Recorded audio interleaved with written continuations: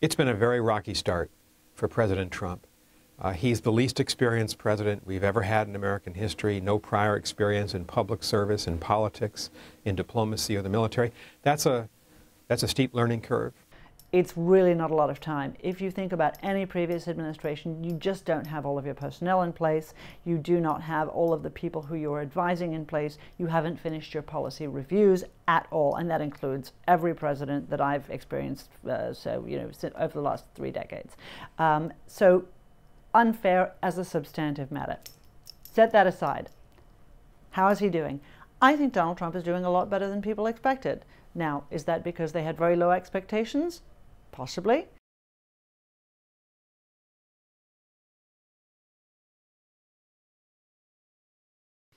It's time to shake the rust off America's foreign policy. There have been some changes in policy with regard to Russia, NATO, China, Syria, but I don't think you can say yet that we now have a coherent foreign policy.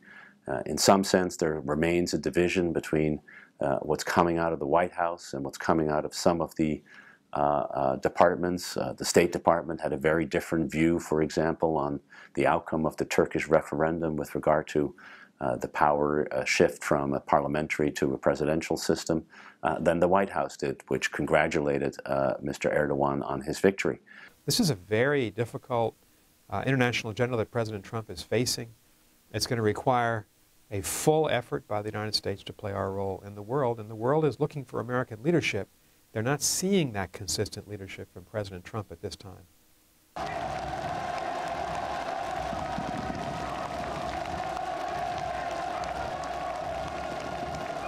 The North Koreans have advanced their missile program and their nuclear weapons program to a very, very alarming state.